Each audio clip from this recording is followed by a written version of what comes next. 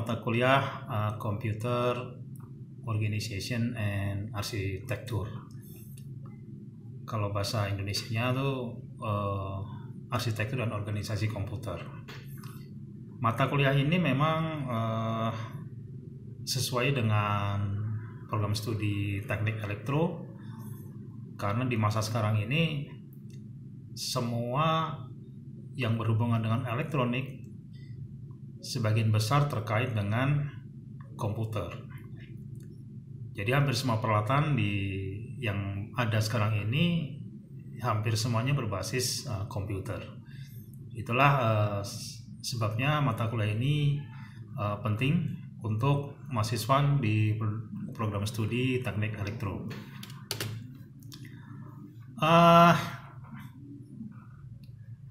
Bahasan yang paling penting di mata kuliah ini adalah bagaimana kita bisa tahu atau memahami bagaimana sistem komputer itu ada dan bekerja. Nah, di dalam komputer itu sekarang ini kan banyak ya, seperti yang sering kita temui itu komputer, baik desktop ataupun laptop. Tapi sebenarnya komputer itu nggak hanya itu. Dari yang paling sederhana, contohnya adalah kalkulator, lalu bahkan remote TV itu sudah berbasis komputer. Dan yang sekarang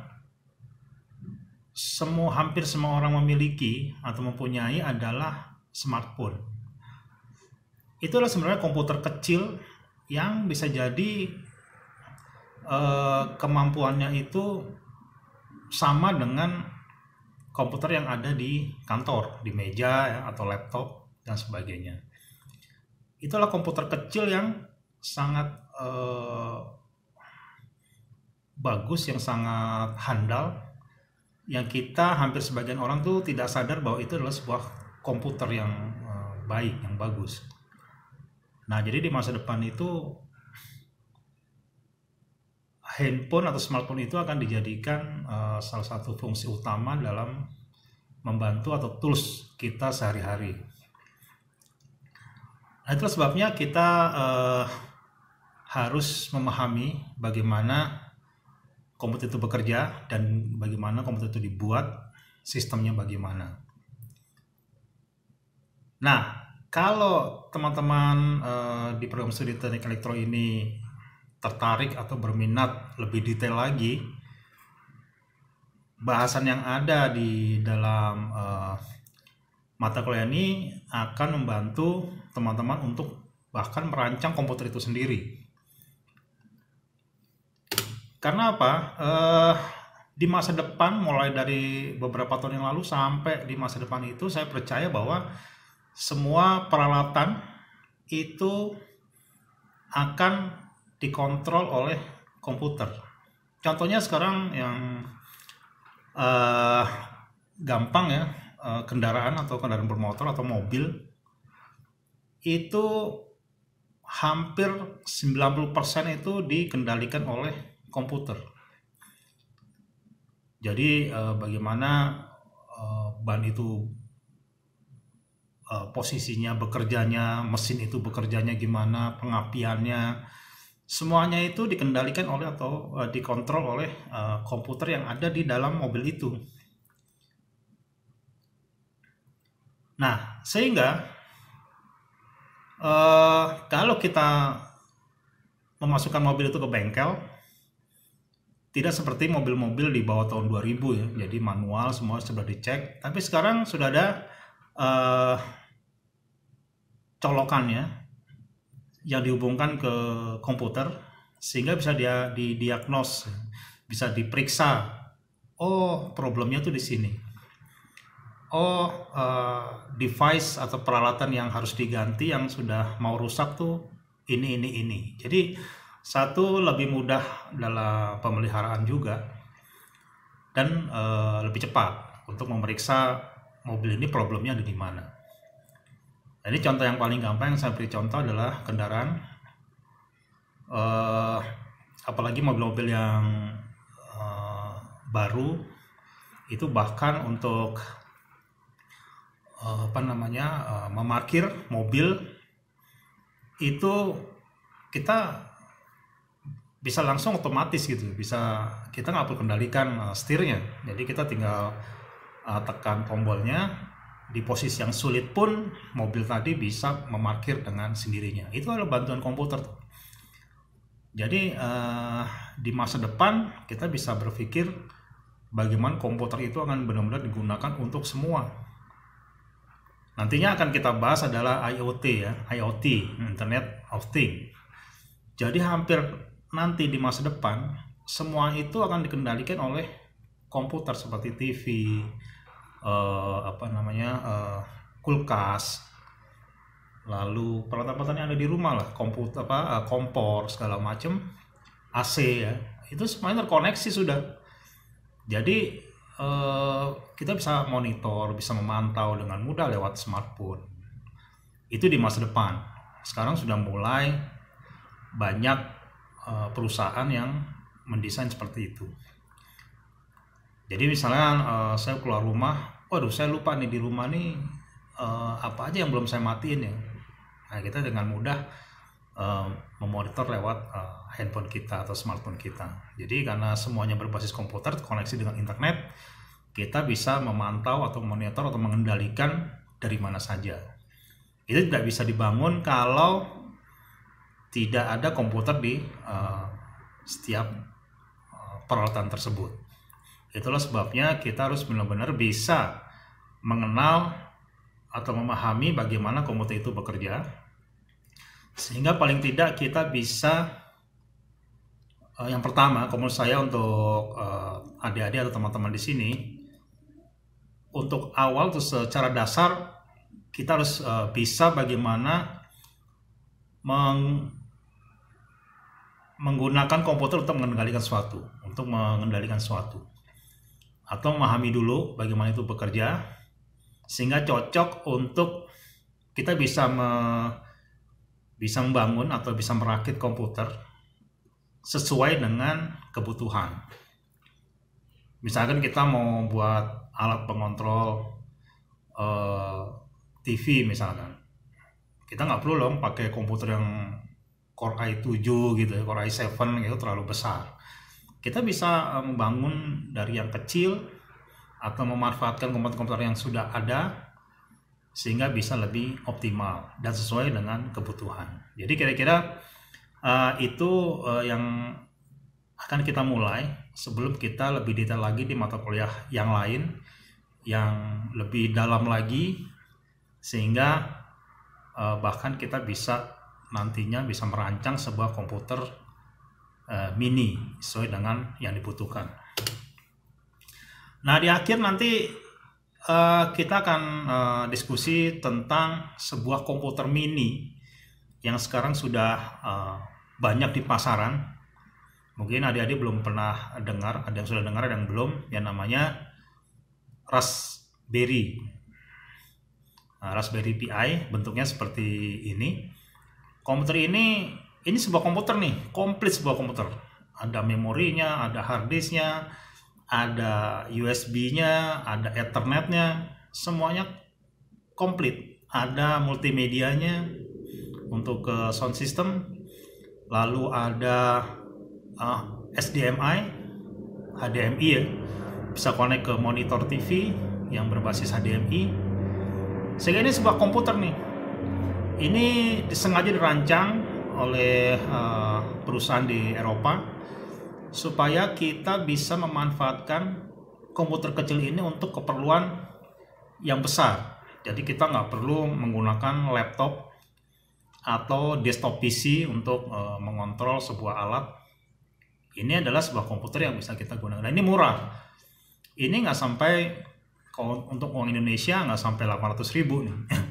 Tapi kemampuannya sangat luar biasa, dan ini menjadi standar praktek atau standar penelitian karya di mahasiswa di luar negeri, bahkan juga sebagian di Indonesia.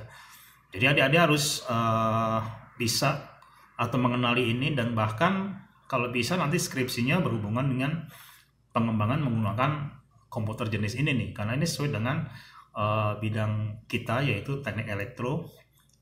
Jadi gimana kita bisa memanfaatkan komputer ini kecil ini untuk sesuatu yang besar.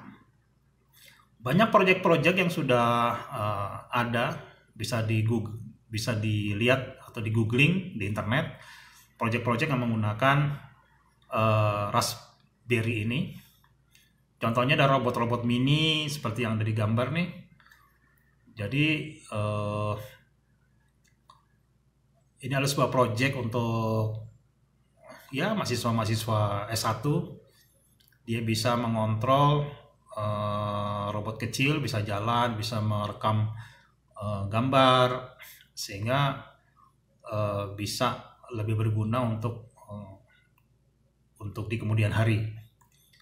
Atau bahkan yang paling gampang juga nih, ada satu project juga menggunakan Raspberry untuk billboard. Jadi untuk informasi sederhana atau huruf yang jalan-jalan itu bisa dikendalikan dengan Raspberry ini dengan mudah. Ini contoh-contoh simple yang ada di pasaran, tapi sebenarnya banyak sekali yang sudah membuat.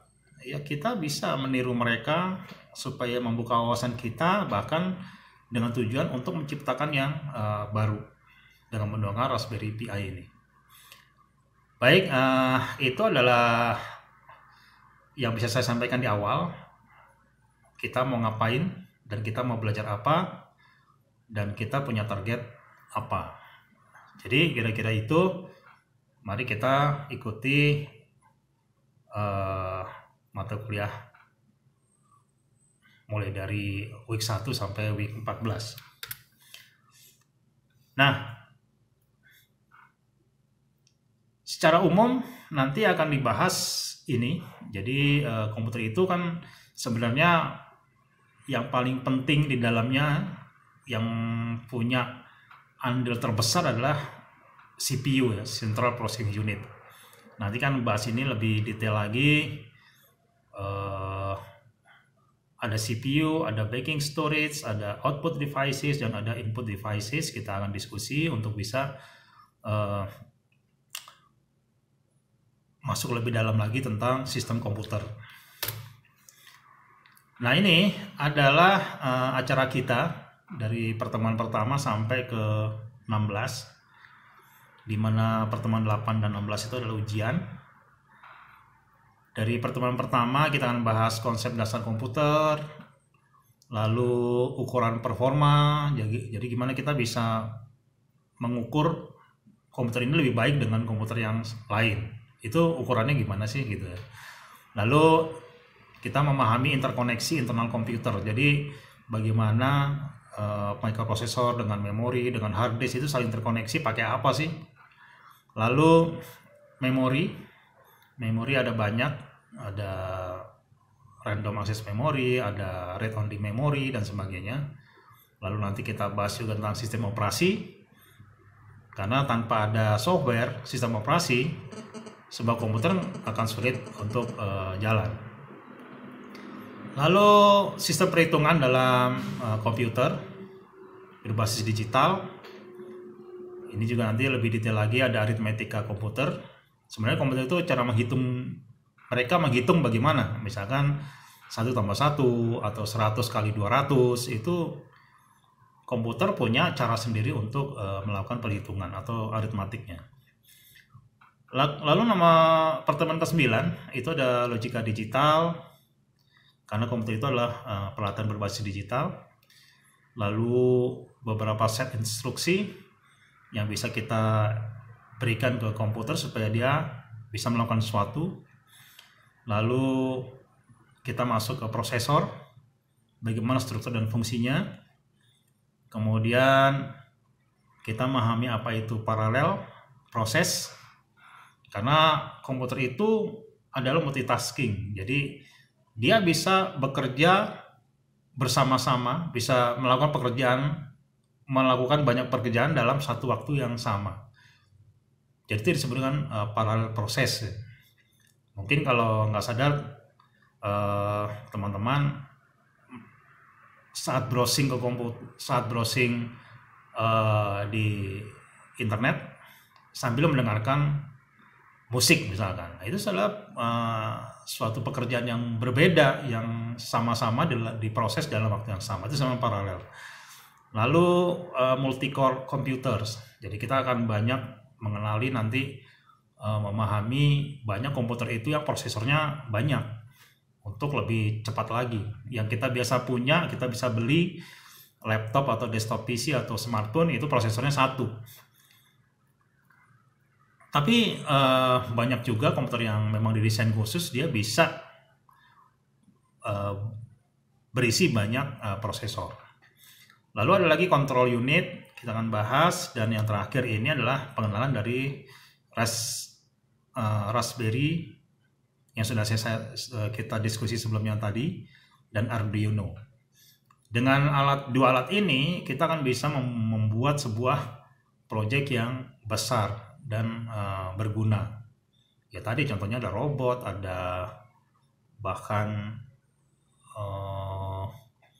printer 3 dimensi dan sebagainya. Itu adalah itu adalah penggunaan dari komputer mini tadi, Raspberry dan Arduino. Itu banyak sekali proyek-proyek yang sudah ada di internet, bisa dibaca, bisa dicari dan sebagainya. Oke, baik kalau gitu. Sampai di sini dulu penjelasan saya. Sampai ketemu di mata kuliah berikutnya. Terima kasih.